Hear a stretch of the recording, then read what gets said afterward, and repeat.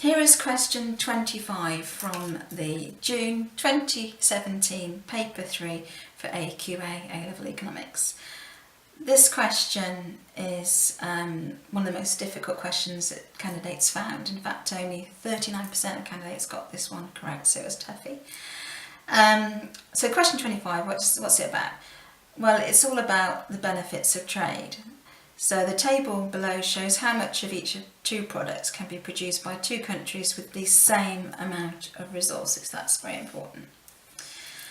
So we have Brazil and the United States, and I think they've chosen two countries that are very large, so we remember that they're likely to have the same amount of resources.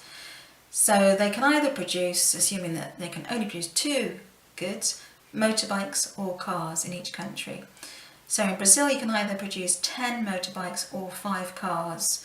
So in other words, if that was like your production possibility frontier, 10 would be your maximum motorbikes, 5 would be your maximum cars, and there would be a straight line between them. You could have a little bit of a variation. And in the United States again, it's either 6 motorbikes maximum or 2 cars maximum. And then you get the following question, which is which one of the statements is correct? Now, when you see a statement like that, which is correct, what can be deduced, what can be concluded, I'm afraid you have to take the long way around and go through each answer carefully. So A says Brazil has a comparative advantage in both the production of both cars and motorbikes and cars. B says Brazil has a comparative advantage in the production of just cars. C, the opportunity cost of producing motorbikes is higher in the United States than in Brazil. And lastly, trade will not take place because Brazil is better at producing both goods.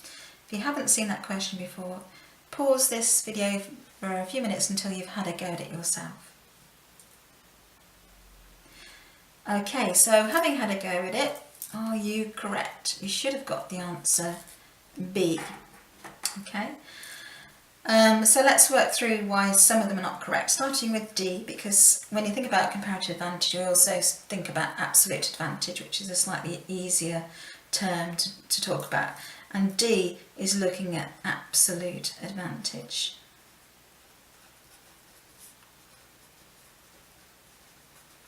An absolute advantage is when a country can produce more of a good per resource than another country.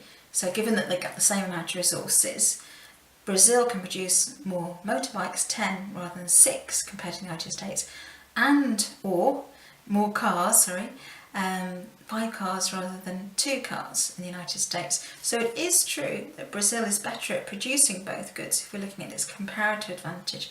But if you remember your comparative advantage rather than your absolute advantage, trade can still take place even when one country has an absolute advantage in both goods, as long as there's a comparative advantage. So the first part of that statement is not correct. So I imagine that D might have distracted some candidates. Right, then we've got A and B talk about comparative advantages. So comparative advantage is the opportunity cost of one good in terms of another in each country. So when you think about comparative advantage, think about opportunity cost, right? And you've heard that term many times before. It's very, very relevant here. So if we go through what are the opportunity costs of producing motorbikes or cars in relation to cars or motorbikes, then we will see that perhaps trade can still take place.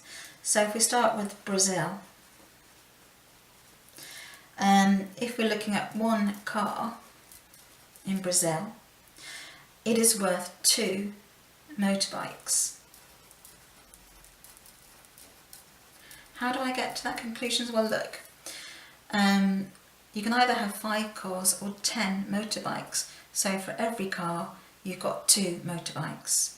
In other words, if you wanted to produce a car, you have to give up 2 motorbikes. So your opportunity cost is 2 motorbikes. Whereas in the United States, 1 car means that you need to give up 3 motorbikes because your ratio is 6:2. So your opportunity cost is you're going to lose 3 motorbikes to produce a car. So in this case, in terms of motorbikes, Brazil is operating at a lower opportunity cost than the USA because only 2 motorbikes are lost, not 3. So when it says Brazil has a comparative advantage in the production of cars, we are seeing that there. So that is obviously the right answer, okay? But let's double check, let's do belt and braces approach and check that A and C are not correct as well, just to ensure that we understand this completely. So if we look at it in terms of Brazil, and motorbikes seem to need less resources than cars. So if Brazil wants to produce 1 more motorbike, then it has to lose half a car. Whereas if the USA wants to produce 1 more motorbike, that's wrong, then it has to give up only 1/3 of a car. Okay, so in this case the USA has got an advantage in motorbikes, okay, whereas Brazil had an advantage in cars. So Brazil has a comparative advantage in the production of both motorbikes and cars. That's not correct. And let's go back to C. It says the opportunity cost of producing motorbikes is higher in the United States than in Brazil. Well, no, it's not. It's 1/3 of a car, not half a car. So that is not correct. And B is definitely the right answer. I hope that's been some help to you. Bye.